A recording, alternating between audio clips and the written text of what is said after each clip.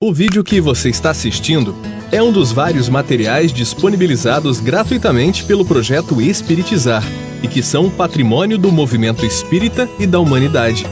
Na descrição do vídeo, você encontra a indicação de outros materiais relacionados a este assunto. Você pode aprofundar seus estudos e colaborar com a manutenção deste projeto iluminativo, adquirindo os livros, DVDs e MP3 do projeto Espiritizar em www.livrariaespiritizar.com.br. Encontre mais materiais como este e fique por dentro da agenda de palestras e seminários transmitidos ao vivo em www.espiritizar.org.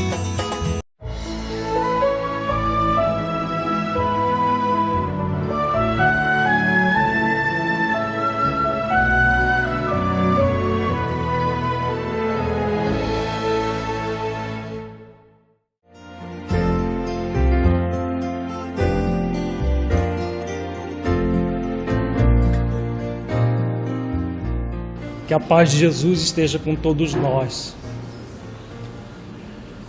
No dia de hoje nós vamos reflexionar sobre um assunto muito importante para o nosso movimento espírita, que é a promoção do espírito imortal.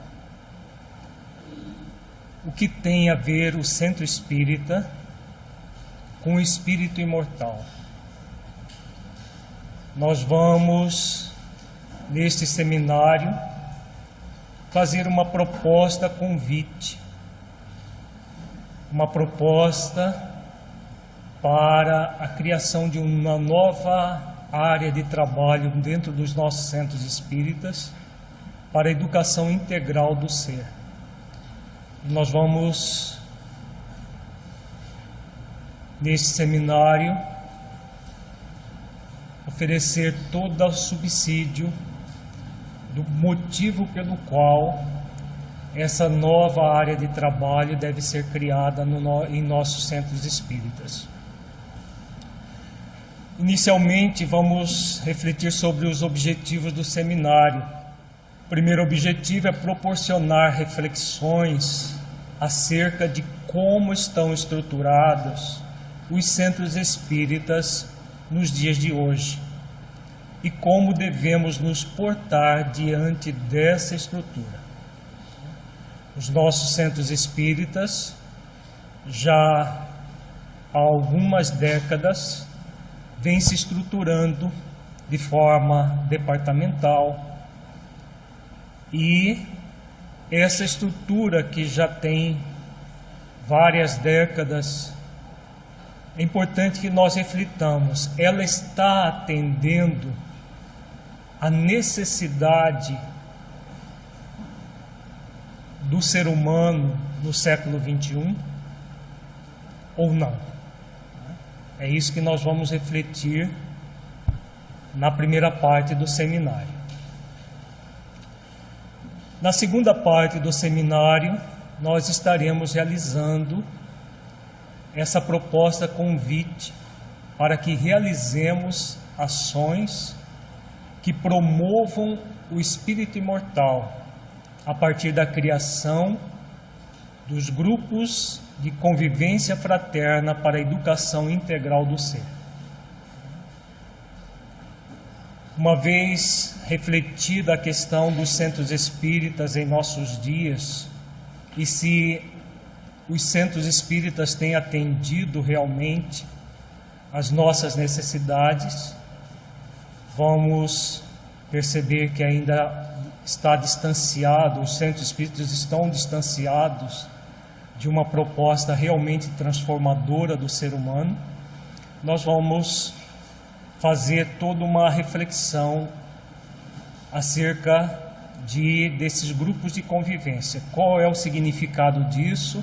Como implantar nos nossos centros espíritas esses grupos, e vamos simular um grupo de convivência aqui amanhã pela manhã. Nós gostaríamos só de frisar que todo o conteúdo deste seminário, ele foi sugerido pelos mentores do projeto Espiritizar. particularmente um mentor que se denomina Honório, que na verdade é um pseudônimo de alguém muito conhecido, mas que o benfeitor prefere usar esse nome. E o objetivo que ele nos colocou, nos sugeriu criar esse seminário, nós vamos refletir a partir de uma mensagem psicofônica oferecida por ele mesmo, através do médium Afro Stefanini. Então nós, já no primeiro momento, nós vamos estudar essa mensagem e a partir dessas ideias do mentor é que nós realizamos toda uma pesquisa nas obras básicas kardecianas e fundamentamos o seminário.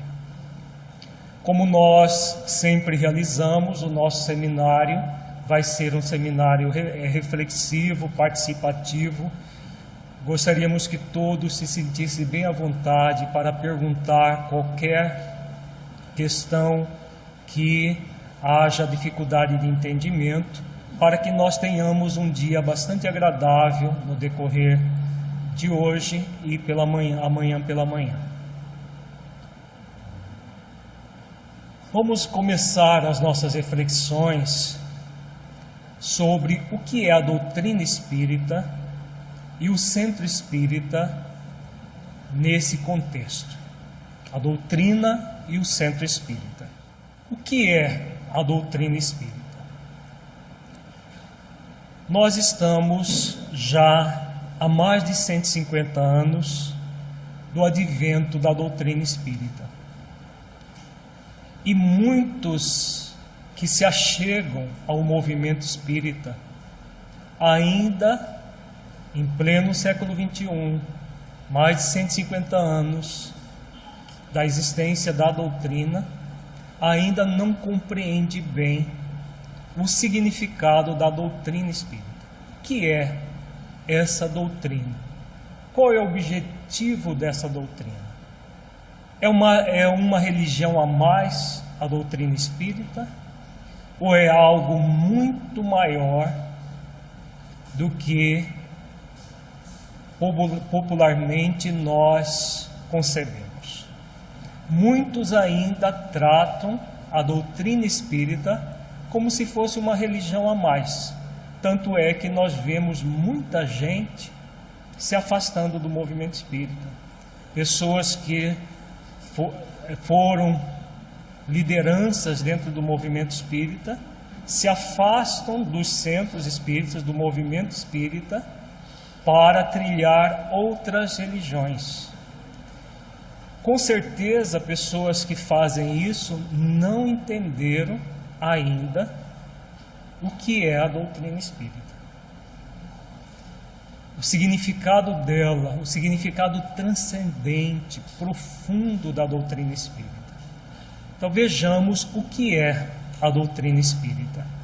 Em João, capítulo 14, versículos 15 e 16, Jesus diz: se me amais, guardai os meus mandamentos, e eu rogarei ao Pai, e Ele vos dará outro Consolador, para que fique convosco para sempre. O que tem esse versículo, esses dois versículos do Evangelho de Jesus a ver com a doutrina espírita? Jesus fala que Ele rogará ao Pai para nos enviar outro Consolador. Que Consolador é esse? Se nós formos refletir sobre o significado profundo da doutrina espírita, nós vamos chegar à conclusão que a doutrina espírita é o Consolador prometido por Jesus, para ficar conosco para sempre. Vamos avante nas reflexões dos versículos, nós vamos entender bem isso, que realmente a doutrina espírita é o Consolador. Continuemos aqui. Em João 14, 26, Jesus diz: mas aquele Consolador, o Espírito Santo, que o Pai enviará em meu nome, esse vos ensinará todas as coisas e vos fará lembrar de tudo quanto vos tenho dito. Então aqui Jesus começa a explicitar de uma forma mais ampla a que vinha o Consolador. Então ele fala de um Espírito Santo. Que Espírito Santo é esse? Aquela pomba que as pessoas representam o Espírito Santo? Não. Na verdade, ela é simbolizada por aquela pomba branca, que alguns chamam de símbolo da paz. E o Espírito Santo, na verdade, é uma falange de espíritos. É uma falange de espíritos que colaboram com Jesus, que é o governador espiritual do nosso planeta, a administrar o nosso planeta. Quem diz isso é Emmanuel, no livro Paulo e Estevão. Nós vamos ver o texto daqui a pouco. Então o Espírito Santo não é um espírito, um ser circunscrito. É uma falange espiritual que auxilia Jesus desde a formação da Terra na administração efetiva do nosso planeta. E aí Jesus diz que esse Espírito Santo que trará o Consolador nos ensinará todas as coisas. Então, o objetivo do Consolador é ensinar todas as coisas. Que coisas são essas? As coisas que ele não pôde dizer de uma maneira explícita, as coisas que ele falou de uma maneira alegórica, e ele continua dizendo: vos fará lembrar de tudo quanto vos tenho dito. Se o Consolador vem para nos lembrar de tudo que ele havia dito, significa o quê? Que tudo que ele havia dito seria esquecido pela humanidade. A forma como ele disse, o significado profundo daquilo que ele disse seria esquecido, trocando-se a essência pela forma, como de fato aconteceu ao longo dos 18 séculos que se seguiram após a morte de Jesus. Então, os seus ensinamentos foram, na essência, esquecidos. Durante todo esse tempo, os 300 primeiros anos, viveu-se verdadeiramente o Evangelho de Jesus em espírito e verdade.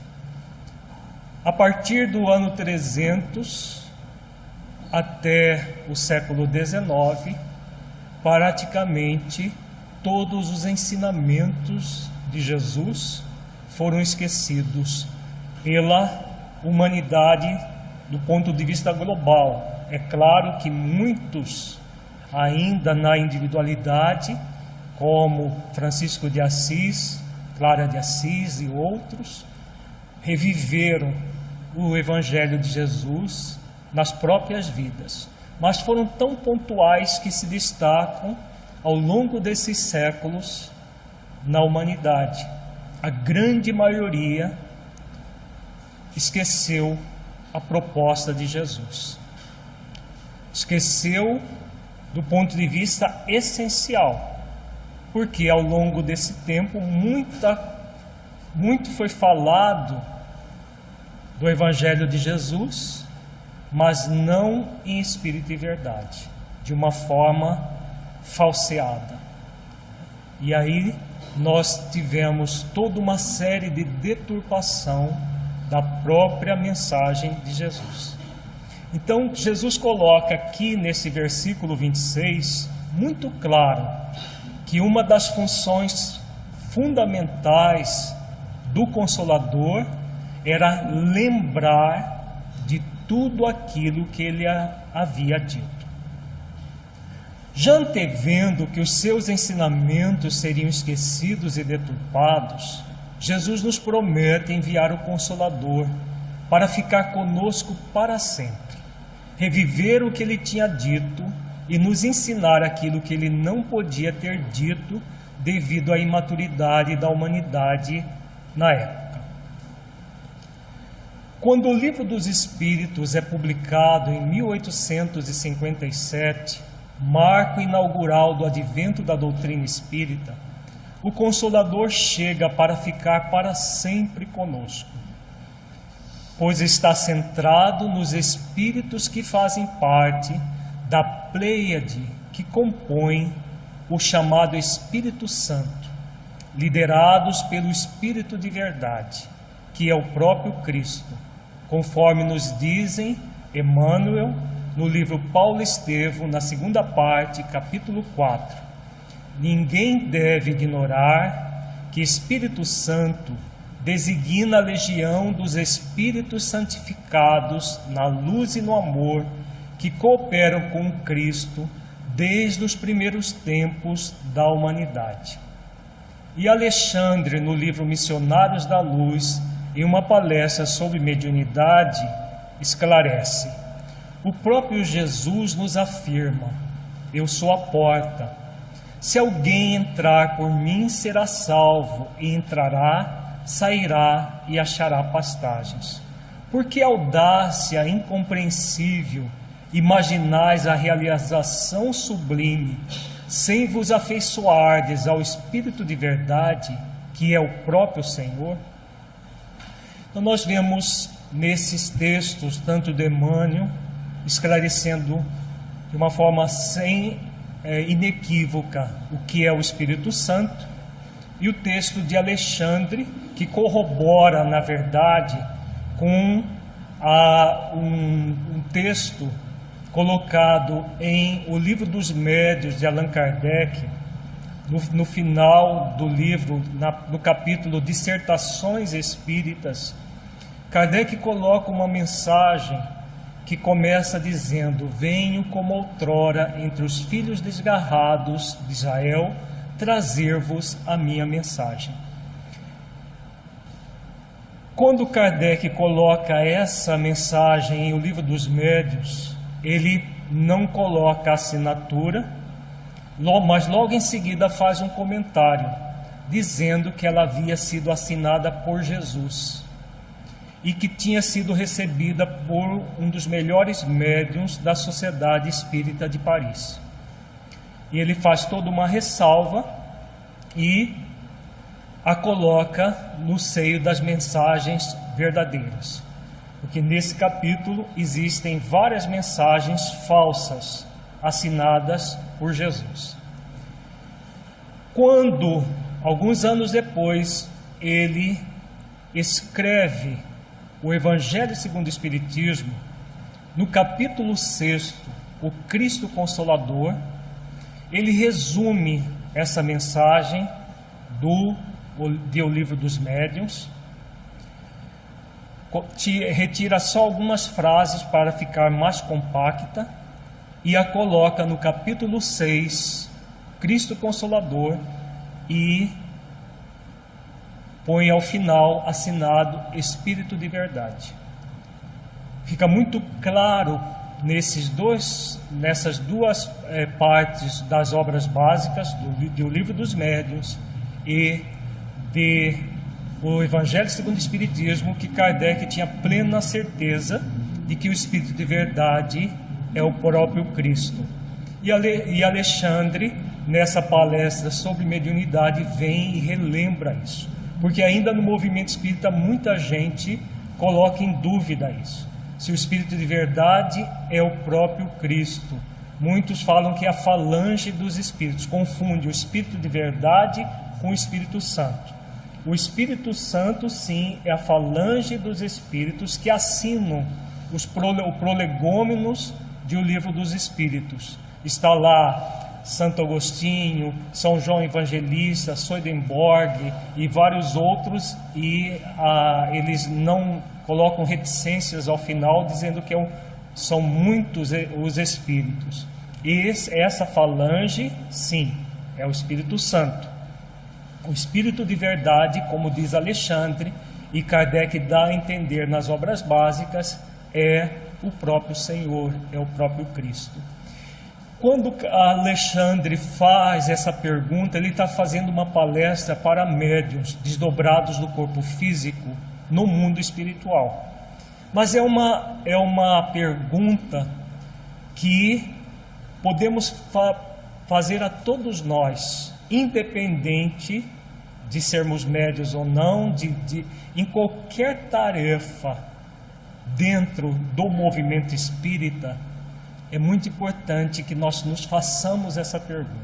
Por que audácia incompreensível imaginais a realização sublime, sem vos afeiçoardes ao Espírito de verdade, que é o próprio Senhor? Então não existe doutrina espírita sem Jesus, sem o Espírito de verdade, que é o próprio Cristo. E não existe movimento espírita verdadeiramente digno desse nome sem a doutrina espírita e, consequentemente, sem Jesus ou o Espírito de verdade, que é a mesma pessoa. Não é possível. Existem várias correntes dentro do movimento espírita que, algumas delas, vilipendiam a questão do próprio Evangelho, do próprio Cristo, querendo retirar a parte evangélica de dentro da doutrina, como se isso fosse possível. Na verdade, a doutrina é dos espíritos, o movimento espírita é dos homens. Pessoas que estão ainda num processo de autofascinação e de fascinação obsessiva, muitas vezes querem aparecer mais do que a mensagem, e aí inventam situações que são trazidas para dentro do movimento espírita. E, é claro, o movimento espírita assimila parte dele, porque parte continua fiel ao tríplice aspecto da doutrina: ciência, filosofia e religião. Então, refletindo mais uma vez sobre essa fala de Alexandre aqui, seria extremamente audacioso da nossa parte não trazer verdadeiramente dentro do movimento espírita o Consolador prometido, o Consolador que é a doutrina espírita. Podemos fazer isso, porque, como nos ensina o apóstolo Paulo, tudo nos é lícito, mas nem tudo nos convém. Então, o grande compromisso do movimento espírita será reviver o Evangelho de Jesus em espírito e verdade. Se nós minimamente nos afastarmos desse compromisso, estaremos incorrendo em graves prejuízos para nós mesmos, em graves comprometimentos para nós mesmos. Como todos nós vamos dar conta da nossa administração, é importante que tomemos tento e não entremos em propostas audaciosas, incompreensíveis, como diz o benfeitor Alexandre, e que distanciam o nosso movimento da doutrina. A Kardec levanta aqui, seriam essas infiltrações semelhante ao farisaísmo que muitas vezes se infiltrou na casa do caminho, com a obrigação da circuncisão e outras práticas judaizantes? Sim. Na verdade, as práticas judaizantes, que Paulo foi o maior defensor da abolição dessas práticas, porque a proposta de Jesus é muito maior do que a proposta de Moisés, isso à época. Havia todas essas infiltrações. Da mesma forma, o movimento espírita de hoje sofre uma série de infiltrações. Existem várias correntes infiltrando-se dentro do movimento espírita para afastar, em maior ou menor grau, o movimento da essência da doutrina. Várias formas, várias correntes, mas o objetivo de todas elas, sem exceção, é o afastamento do movimento da essência da doutrina, que é a de reviver o Evangelho de Jesus em espírito e verdade. Porque a falange é singular, né? Apesar de ser composta de muitos espíritos, é uma falange, a falange do Espírito Santo. Então ele é singular por causa disso. O Espírito de verdade é um Espírito também único. No caso, o Espírito de verdade, ele é um Espírito, não há uma falange chamada Espírito de verdade. A falange Espírito Santo trabalha sob as ordens do Espírito de verdade.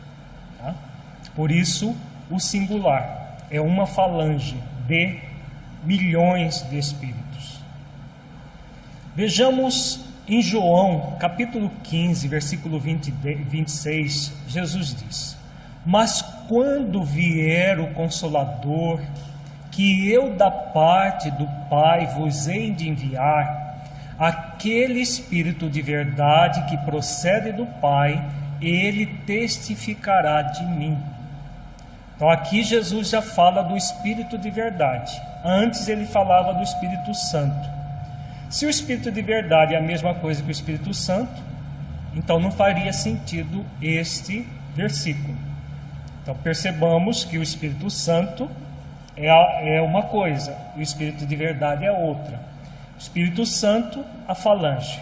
O Espírito de verdade, como ele diz, procede do Pai, e ele testificará de mim. Ele, Cristo, Jesus Cristo, Espírito de verdade, que fala em nome do Cristo, que não é uma pessoa. O que é o Cristo? Vamos começar a participar para não virar sonoterapia o seminário. O que é o Cristo? O Cristo é uma pessoa? O Espírito de verdade, ele fala sempre do Cristo. No Evangelho segundo o Espiritismo, se nós formos lá ver várias mensagens, o Espírito de verdade, ele não fala de Jesus, ele fala do Cristo. Por quê? O que é o Cristo? É Jesus? O Cristo é um título, não é uma pessoa. Existem outros Cristos? Com certeza, milhões deles. Cada sistema planetário tem um Cristo que governa esse sistema planetário. É um espírito puro que alcançou essa condição, tá, de ser um ser crístico. Então, Jesus, o Cristo. Ao longo do tempo, nós unimos as duas palavras, Jesus Cristo, como se fosse o mesmo nome dele, mas na verdade Jesus, o Cristo. Assim como no Oriente existe o título de Buda. Buda também não é uma pessoa. Confunde-se o Siddhartha Gautama com o Buda, mas o Buda é um título, tá? É um título daquele ser búdico que se auto-iluminou. O Buda não é o mesmo, não está no mesmo nível que o Cristo. O Cristo está num nível maior, mais amplo. Buda, o Siddhartha Gautama, não era um espírito puro. Jesus, quando encarnou entre nós, já era um espírito puro. Então há uma diferença. Então Jesus, o Cristo, quando o Espírito de verdade fala do Cristo, o que ele está falando? De que ele está falando? Uma pergunta aqui. Ela participou de um curso das religiões comparadas e foi dito que havia uma denominação dos Cristos, que seriam pessoas que se iluminaram, e que isso na antiga Grécia, e que Jesus seria mais um desses Cristos. Na verdade, essa é uma informação que não corresponde a que a doutrina espírita nos coloca, tanto nas obras básicas quanto nas subsidiárias idôneas.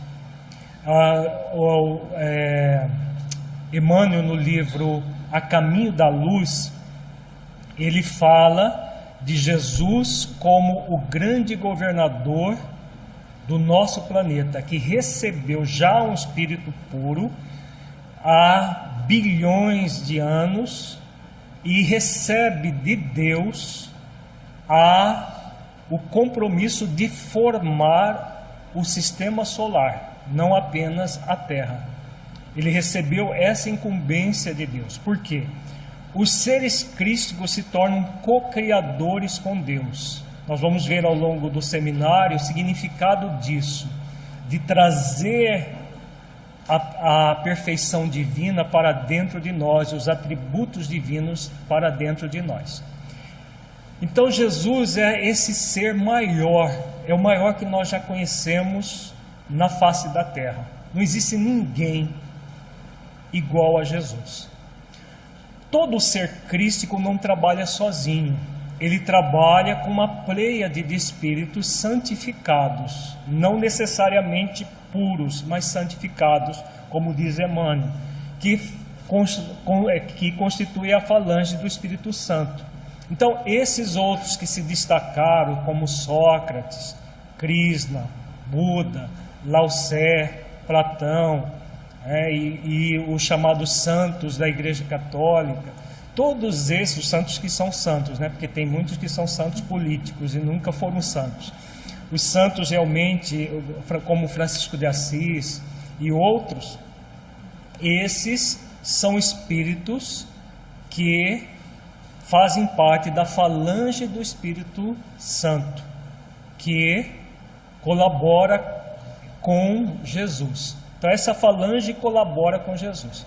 Quando um desses espíritos reencarna na Terra, eles se destacam. Eles se destacam porque eles trabalham em nome de Jesus. Mesmo no Oriente, diz Emmanuel no livro A Caminho da Luz, Buda, Krishna e todos os luminares do Oriente vieram sob as ordens de Jesus para trabalhar antecedendo a própria vinda do Mestre na Terra. Não há uma competição, não há separatividade da dimensão espiritual, porque o trabalho do bem é único, é um só. Todos sem exceção, que trabalham verdadeiramente do bem, o fazem em nome de Jesus, que é o espírito mais puro que nós temos notícia.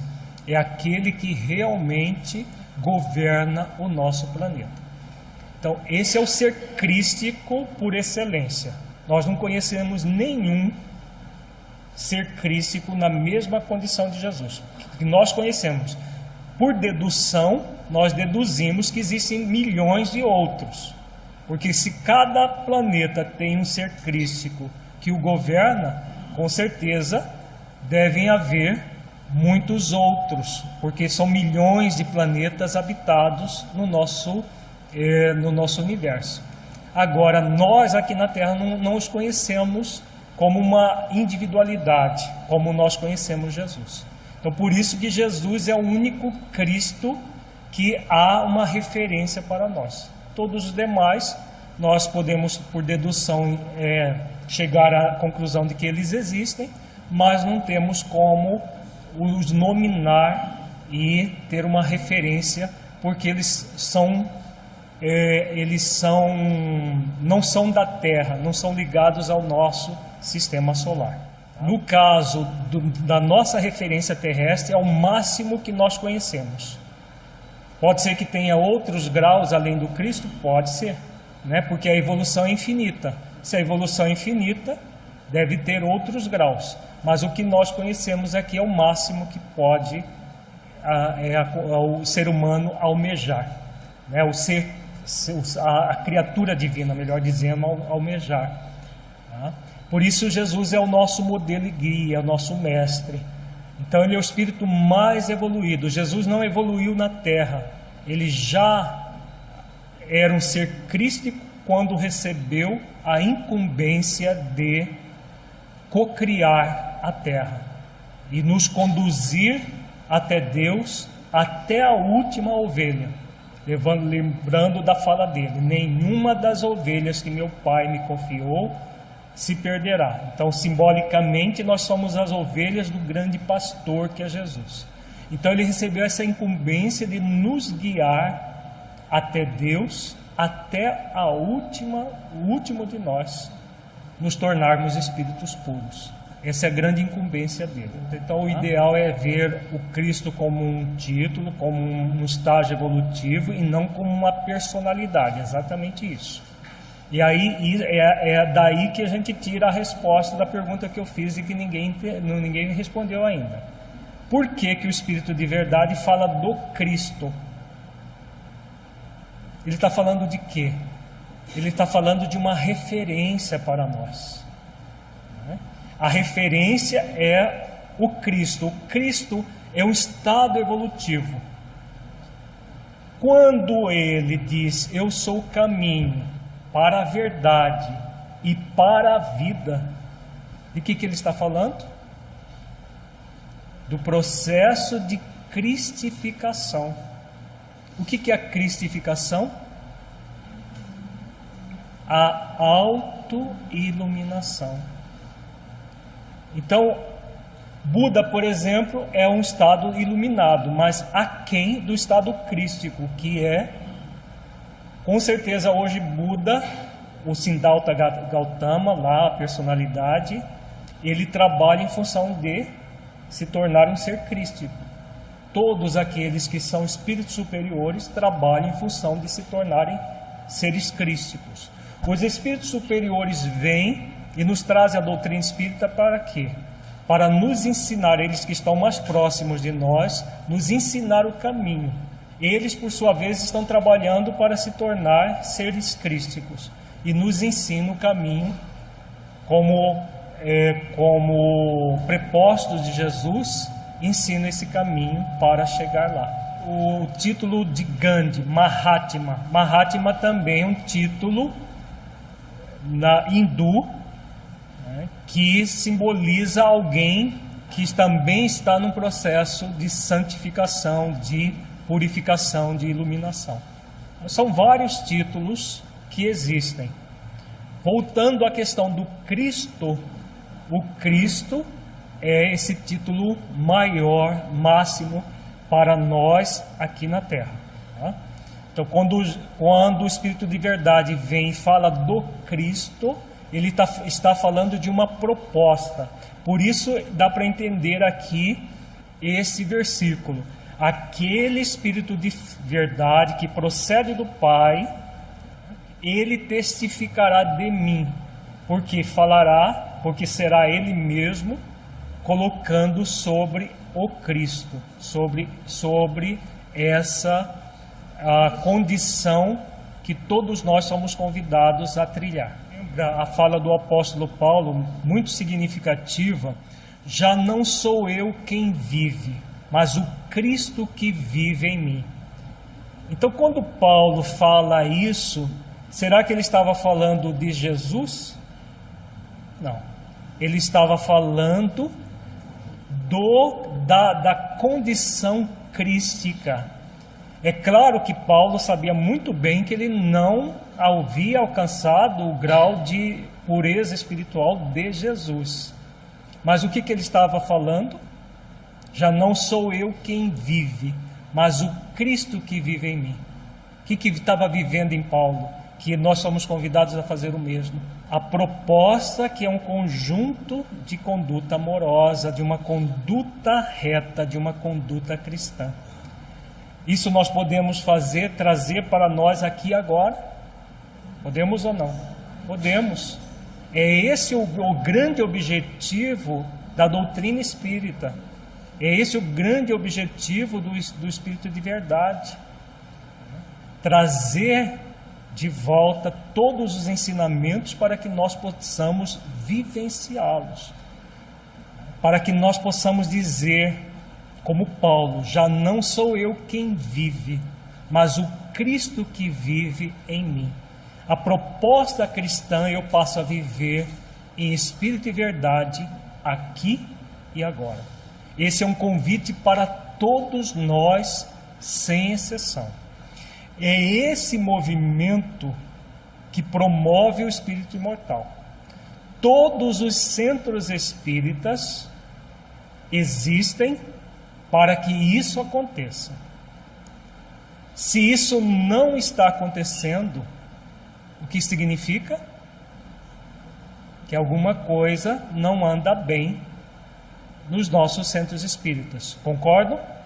Porque nós não vemos isso acontecer. Ao contrário, a gente vê aí muita gente que usa o movimento espírita para se promover, muita gente participa do movimento espírita e continua agindo da mesma forma como sempre agiu, continua adulterando, continua mentindo, continua fazendo falcatruas maiores ou menores, continua fazendo a mesma coisa que sempre fez. A única diferença é que está dentro do movimento espírita. Se isso continuar a acontecer, o movimento está levando avante a doutrina espírita? Não. Não está. Porque é uma diferença muito grande entre movimento e doutrina. O que nós precisamos?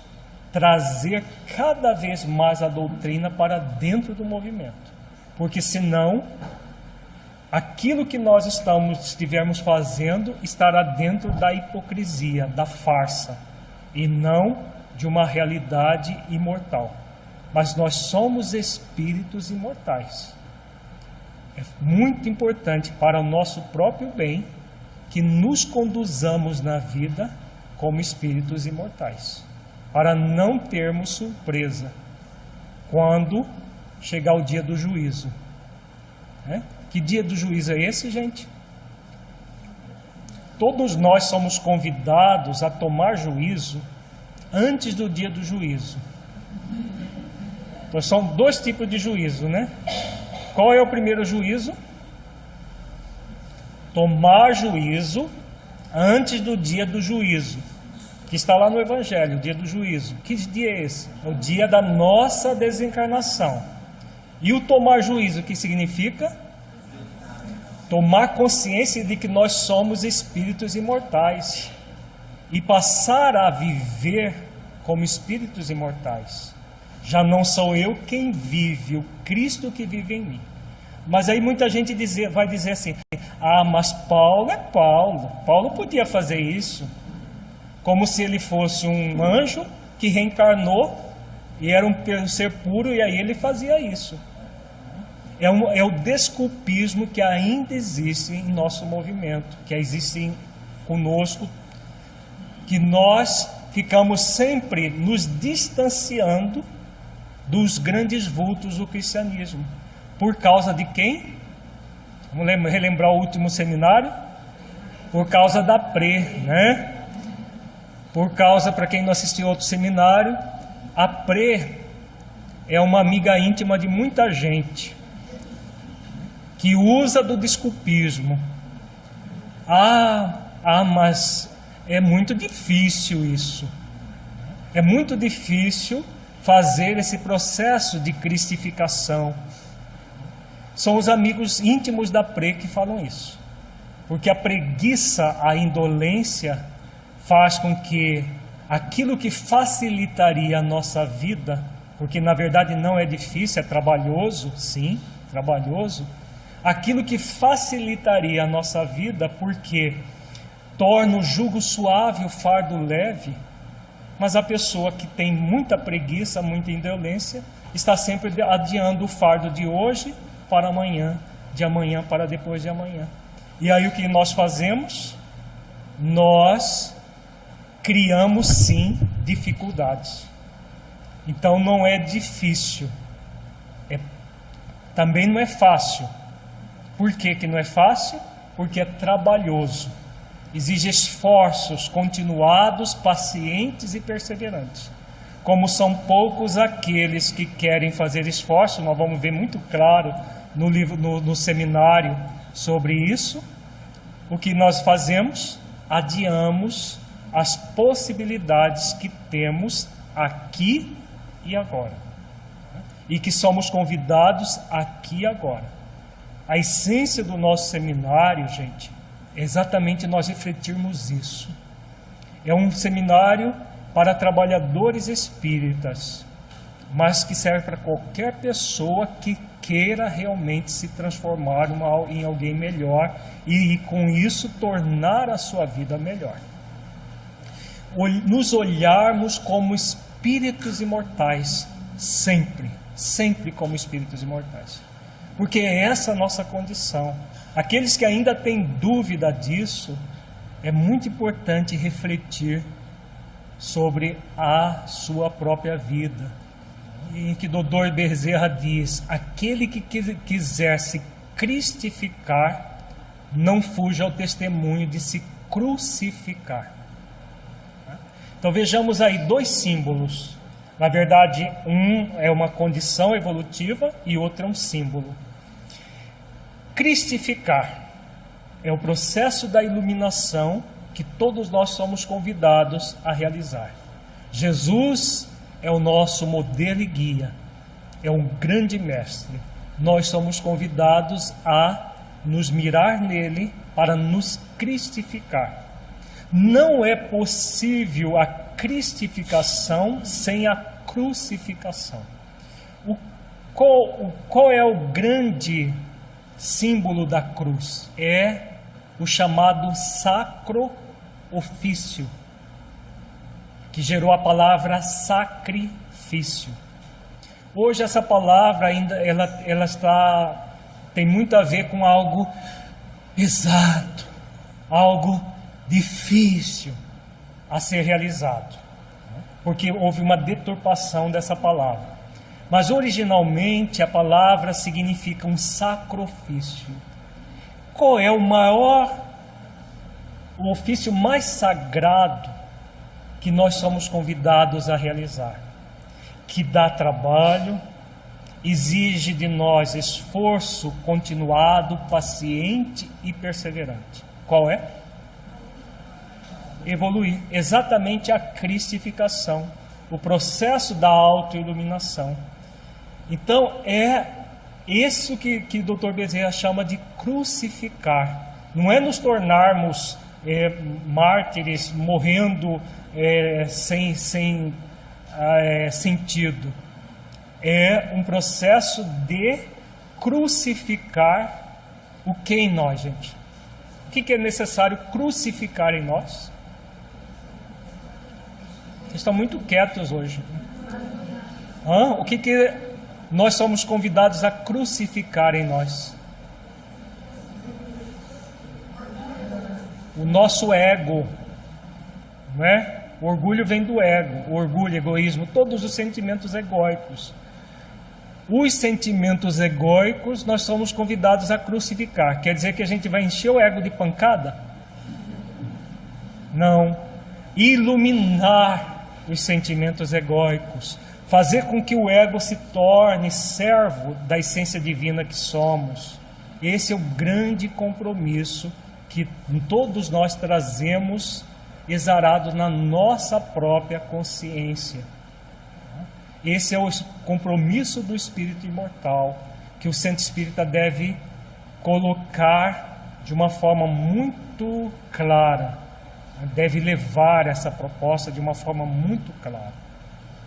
Em João, capítulo 16, versículos 7 a 14, Jesus diz: entretanto, digo-vos a verdade, convém que eu me vá, porquanto, se eu não me for, o Consolador não vos virá.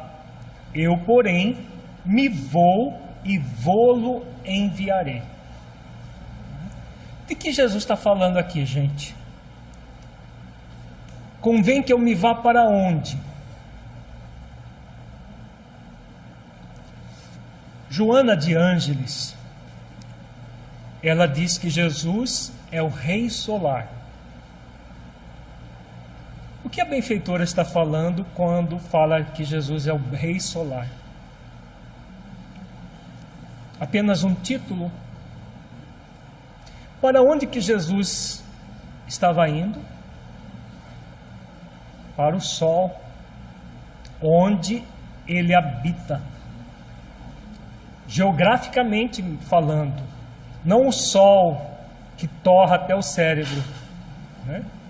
O sol da dimensão espiritual, que não é um lugar incandescente, é de lá, porque Jesus é o governador espiritual não apenas do planeta Terra, mas de todo o nosso sistema solar. Por isso ele é o Rei Solar. De lá ele irradia, não apenas, o sol não irradia apenas calor do ponto de vista de temperatura, calor, vida do ponto de vista físico, irradia toda a luz crística do amor, vem de Jesus e dos Espíritos santificados que coordenam o nosso sistema solar junto com ele, dessa região. Então por isso que ele fala de ele, convém que eu me vá, ele ir até o seio do Pai. É claro que Deus está em todo o universo, não está num lugar circunscrito, mas no Sol, que é a estrela que irradia vida para todo o nosso sistema, ali Jesus se localiza do ponto de vista da individualidade, porque toda criatura traz a sua individualidade, diferente do Criador, que não é uma individualidade. Então ele vai até a sua morada, que é o Sol. E aí ele diz: se eu não me for, o Consolador não vos virá. Eu, porém, me vou e vô-lo enviarei. E o que ele está falando aqui? Então, aquilo que ele trouxe foi de forma alegórica. E claro, ele não poderia ficar para sempre conosco, porque ele não tem só esse planetinha para governar. O nosso planeta é um dos menores do sistema solar. Ele mesmo disse: eu tenho outras ovelhas que não são deste aprisco, simbolizando outras humanidades e outros planetas do nosso sistema solar, como Júpiter, por exemplo, que na Revista Espírita a descrição de Júpiter como um planeta muito mais evoluído que a própria Terra. Então, ele não poderia ficar para sempre conosco. Quem é que poderia ficar para sempre conosco? Uma falange de seres fora do corpo, né? Que ele presidiria, porque ele preside tudo o que acontece de bom, de belo no sistema solar inteiro. Mas essa falange fica para trazer, ela vem para nos ensinar tudo aquilo que ele não podia ter dito naquela época e relembrar tudo que nós havíamos esquecido. Está fazendo sentido, gente? Isso é profundo. Isso tudo tem a ver com a doutrina espírita. É muito importante que todos nós que participamos do movimento espírita tenhamos plena consciência disso, porque isso é o grande norteador para as nossas vidas. Se nós não tivermos consciência de que a doutrina espírita é esse consolador, com todas essas características profundas, nós vamos ficar de forma morna dentro do movimento, como a maioria fica, sem entender verdadeiramente a proposta profunda que estamos sendo convidados a aceitar. Nem todos nós aceitamos ainda. É uma proposta, é um convite. Essa condição é uma tomada de decisão, e a partir dessa decisão a construção tanto da cristificação quanto da crucificação. Exatamente isso. Sem uma decisão de mudança que passa pela nossa vontade, como nós vamos ver ao longo do seminário, uma vontade firme, resoluta na direção da mudança, nós não realizamos nada. Não é possível. Porque se nós ficarmos um dia desses eu faço, uma hora dessas eu começo, nós vamos adiar indefinidamente sem realizar as ações que nos competem. Então, por isso é necessário tomar juízo antes do dia do juízo. E quando ele vier, Consolador, convencerá o mundo no que respeita ao pecado, à justiça e ao juízo. Então vejamos aqui. É um versículo, Jesus vem falando do Consolador e ele vem falando do significado do Consolador para a humanidade. Essa palavra convencer, hoje, ela tem um significado de uma imposição para vencer o outro. Na época de Jesus, como havia uma pobreza de vocabulário, ela significava outra coisa. Então, o que significa esse convencer o mundo no que respeita ao pecado, à justiça e ao juízo? Não significa obrigar as pessoas a refletirem como ele. Significa o quê?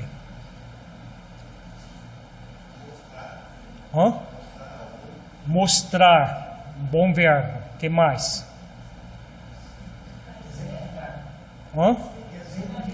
Exemplificar. Um outro verbo interessante. O que mais? Esclarecer. Então vejamos, e quando ele vier, esclarecerá o mundo no que respeita ao pecado, à justiça e ao juízo. Faz mais sentido na nossa linguagem mais atual? Então, qual é o grande objetivo do Consolador? Esclarecer a humanidade. A começar de nós mesmos, nós que estamos sendo convidados a trilhar os caminhos do Consolador dentro dos centros espíritas. Jesus aqui ele coloca 3 questões importantíssimas: pecado, justiça e juízo. Vamos ver de que ele está falando? No próximo versículo ele explicita o primeiro, o pecado. No que respeita ao pecado por não terem acreditado em mim. E aí, o que ele está falando? Primeiramente, vamos relembrar o que é pecado. Pecado vem da palavra amártia, mas é amártia ou amartia, uma coisa assim. Escreve H-A-M-A-R-T-I-A.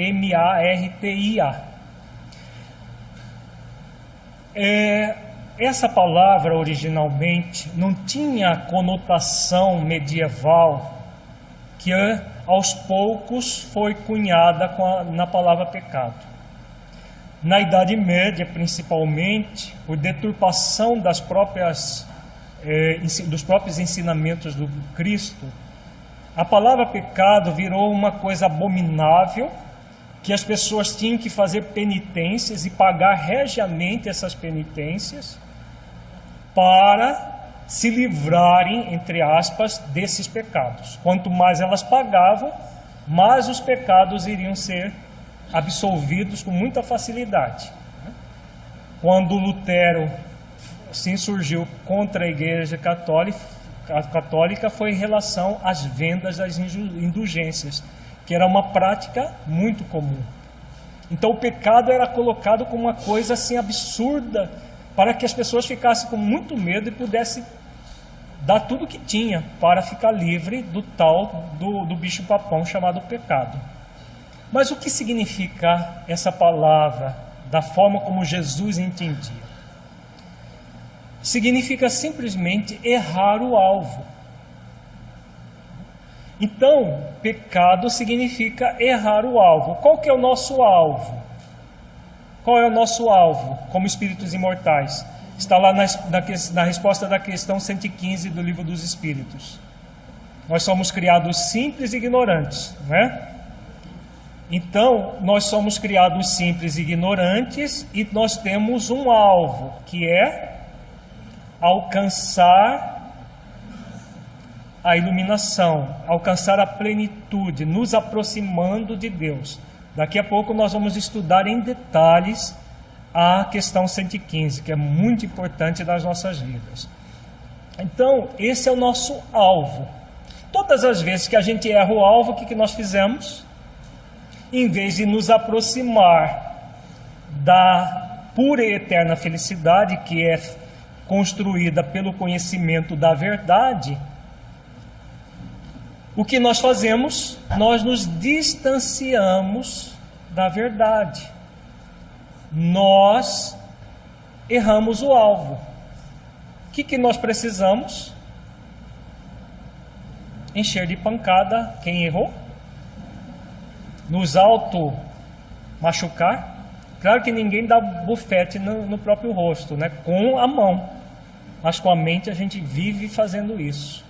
A gente enche de socos e pontapés o nosso perispírito e até o nosso corpo físico, criando doenças por causa, entre aspas, do pecado, por ter errado o alvo. Então, isso é o errar o alvo. Quando Jesus fala no que respeita a errar o alvo, por não terem acreditado em mim, o que ele está falando? Qual que é o grande objetivo do Consolador? Nós acabamos de ver.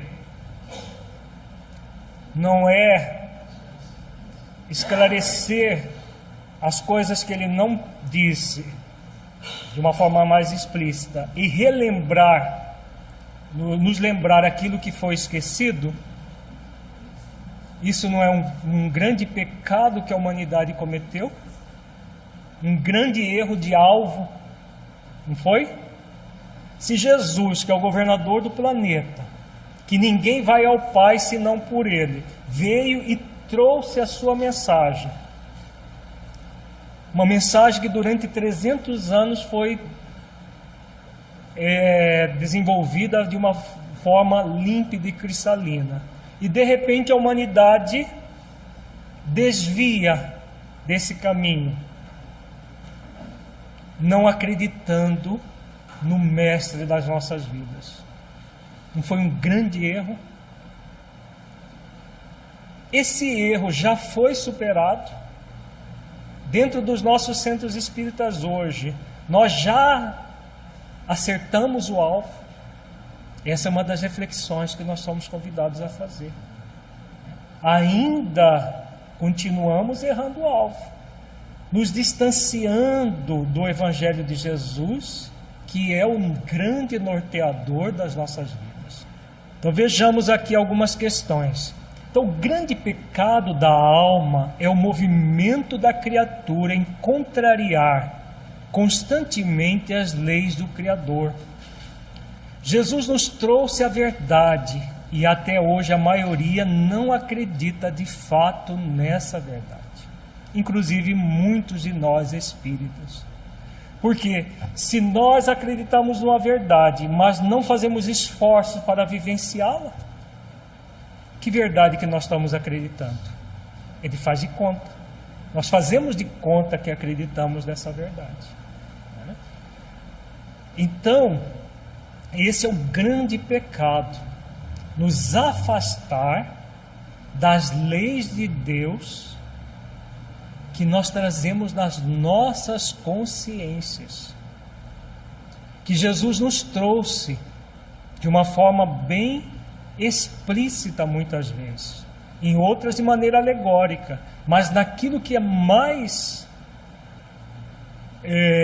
claro, mais simples, Ele trouxe: amar a Deus sobre todas as coisas e ao próximo como a si mesmo. Existe algo mais claro que isso? Fazer aos outros aquilo que gostaria que fosse feito a si. Existe algo mais claro do que isso? E nós contrariamos a lei de amor, de justiça, de caridade. Tentamos, na verdade, contrariar, né? Porque, na verdade, essa tentativa de contrariar não passa de uma tentativa. Porque é possível contrariar as leis divinas de verdade, gente? Não. Por quê? Porque elas são inderrogáveis, né? Se elas são inderrogáveis, como que a gente vai contrariar uma lei que não é possível ser mudada? A gente tenta. E aí o que vai acontecer? Quando a gente tenta contrariar, é o que a humanidade se vê à volta até hoje: o sofrimento. Por que nós desviamos do caminho, do alvo que estava já colocado, e com isso a humanidade criou ao longo do tempo sofrimentos acerbos para ela mesma? Exatamente por isso. Não se ousa contrariar as leis do Criador sem o sofrimento como consequência dessa tentativa. Por que a doutrina espírita é o Consolador? Porque ao longo do tempo nós tentamos contrariar as leis do Criador. Jesus veio nos ensinar as leis do Criador. A doutrina espírita vem nos relembrar essas leis, veio explicitar essas leis que foram colocadas de maneira alegórica, mas que nós ainda tentamos contrariar. Resultado disso é o sofrimento. O Consolador é o grande instrumento que vem nos consolar, nos extrair definitivamente do sofrimento, caso nós resolvamos por trazê-lo para a nossa vida. Porque não é uma proposta fora de nós que muda a nossa vida. É essa proposta sendo trazida para dentro das nossas vidas. Aí ela muda. Ela nos consola.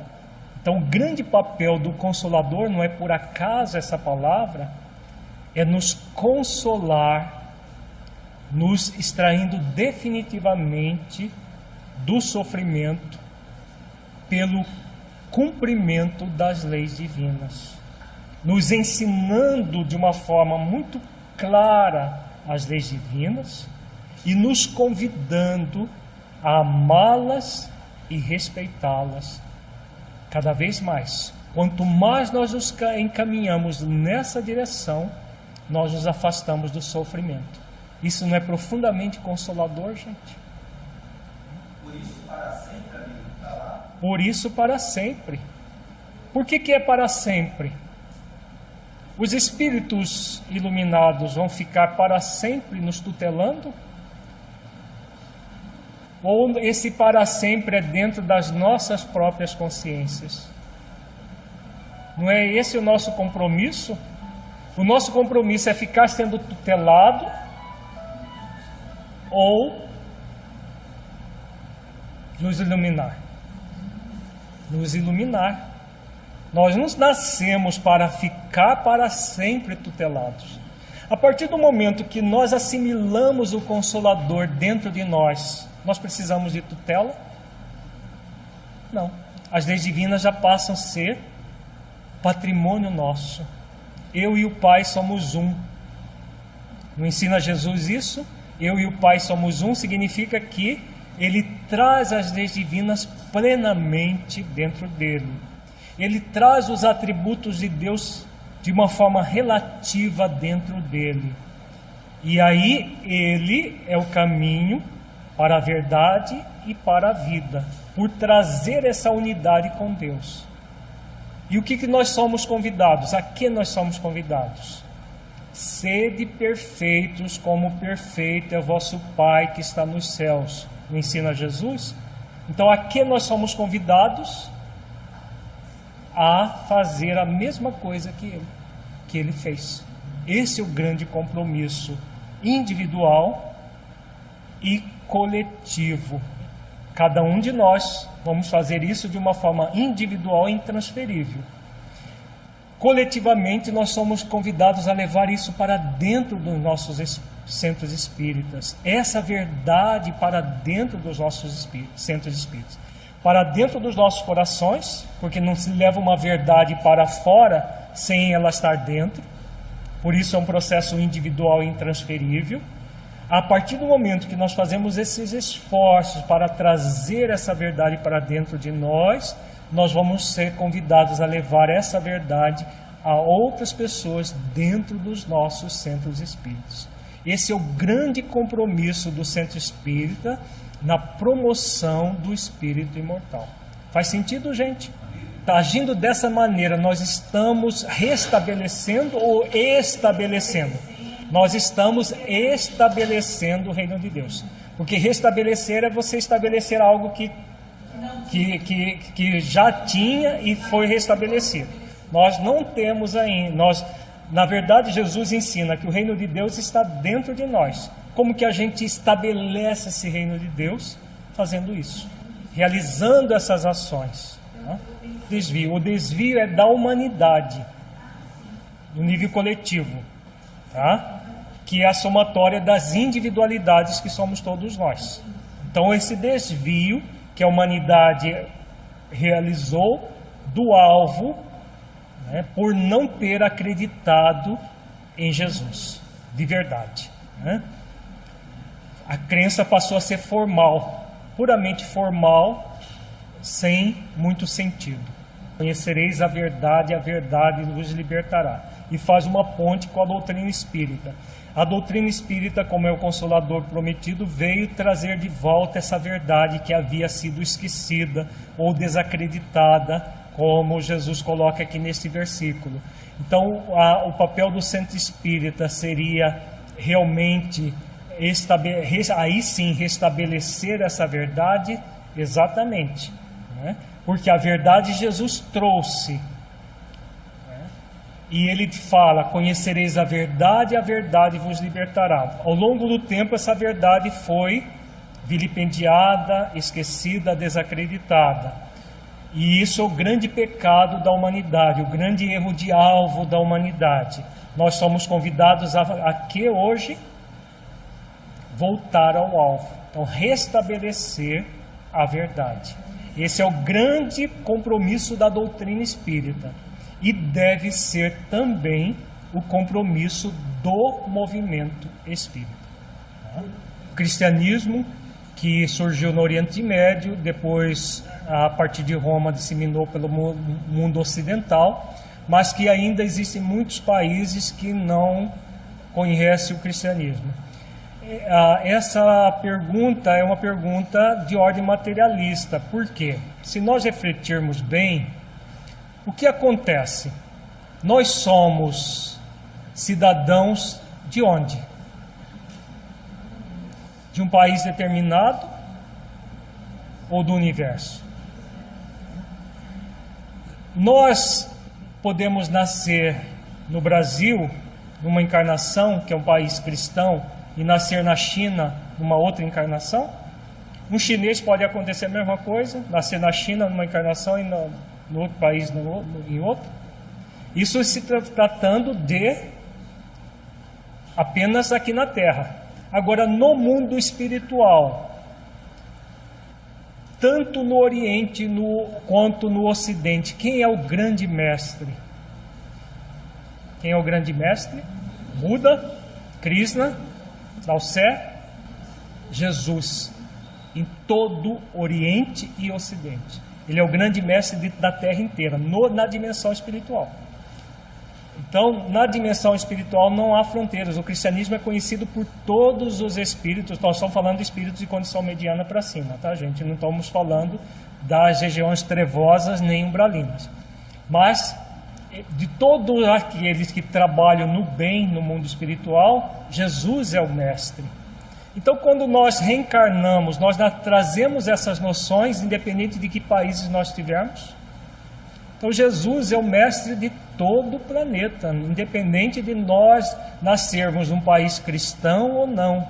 O grande problema não é a denominação, a questão do país que nós estamos.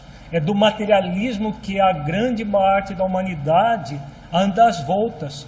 Porque a maioria dos países cristãos vive o cristianismo? Não. Então não é o rótulo que faz com que as pessoas estejam em sintonia com Jesus. Existem muçulmanos muito mais cristãos do que muitos cristãos, entre aspas. Existem budistas muito mais cristãos do que cristãos, entre aspas, hinduístas e assim por diante, por causa dos princípios. Não é o que a doutrina espírita nos ensina? A doutrina espírita fala: fora do cristianismo não há salvação? Fora do espiritismo não há salvação? Ou é fora da caridade não há salvação? A proposta de Jesus é a caridade. Não importa o rótulo que as pessoas usam ou a ausência de rótulo. Porque existem pessoas que se dizem ateias, que são caridosas, e pessoas beatas, que são profundamente egoístas, egocêntricas, totalmente distantes da proposta de Jesus, que continua errando o alvo, mas que vão na igreja, vão no centro espírita, tomam o seu passe toda semana e continuam errando o alvo. Não é um rótulo, é uma proposta. E a proposta de Jesus é para o planeta inteiro, não é para uma pessoa circunscrita. É a força da ideia. E ele mesmo disse: haverá um só rebanho e um só pastor. No futuro, quando a Terra já for planeta de regeneração, em franca regeneração, não haverá separatividades religiosas. O que haverá será um só rebanho, um só pastor. Jesus, o Cristo, com o cristianismo. O espiritismo é só um meio para chegar lá, nessa condição. Mas isso vão levar alguns séculos para essa condição, ou se não for milênios. Mas é a proposta de Jesus, é uma fala dele, inclusive. Tá? Jesus diz que o Consolador virá para convencer em respeito ao pecado, isto é, esclarecer sobre o quanto a criatura está contrariando as leis divinas na própria intimidade e nem se dá conta disso. Pecado, como nós já falamos, significa errar o alvo. Então, trabalhar o espírito imortal em nossos centros espíritas é auxiliar cada um de nós, individual e coletivamente, sintonizar com as leis divinas, para parar de contrariá-las. Definitivamente a gente parar de fazer isso. Porque Jesus já falou, trouxe a verdade há 2000 anos. A doutrina espírita logo vai fazer 200 anos. E nós contrariando. Nós queremos, até a lei de liberdade a gente quer contrariar. Uma pessoa faz uma coisa, a gente quer caçar o livre-arbítrio dele. Né? As nossas propostas o tempo todo é de contrariar as leis divinas. Então, por que fazer isso? Então, esclarecer. Começar com autoesclarecimento para que nós possamos levar esse esclarecimento aos nossos centros espíritas. A criatura que está focada em seu egoísmo, em seu orgulho, acredita que está direcionada para o certo, mas de fato a criatura erra o alvo, contrariando as leis divinas na sua intenção e não em realidade, pois não é possível derrogar essas leis. A gente tenta contrariar, né? A intenção é de contrariar, mas não contraria, porque não é possível derrogar as leis. E o que acontece? O que acontece? Sofrimento para quem tenta fazer isso. Por isso o Consolador vem, para que nós nos libertemos do sofrimento definitivamente. Qual é o caminho para isso? Qual é o caminho, gente? Acertar o alvo, não é? Em vez de errar o alvo, acertar o alvo. Começar a refletir sobre as leis divinas em nossas vidas. Porque elas existem para quê? Para que existem as leis divinas? Para nos contrariar? Para nos orientar o caminho da felicidade, da pura e eterna felicidade. Então é algo para o nosso bem, não para que a gente fique com raiva, contrariado, murmurando, como está lá na questão 115 do Livro dos Espíritos. Ao contrário, que nós acolhamos submissos essas leis, porque elas existem para a nossa felicidade. A infantilidade espiritual que faz com que a gente faça biquinho, fica de mal com Deus, faz biquinho e fica lá, sofrendo como uma criança turrona fazendo birra. Não quero, não quero, não quero. Podemos fazer isso, gente? Podemos. Nos convém fazer isso? Não. Ficar de mal com Deus, fazer beicinho, biquinho e ficar ali curtindo o ego, né? Só vai gerar sofrimento para nós. Então, essas leis existem para a nossa felicidade. É fundamental nós reflexionarmos profundamente sobre isso.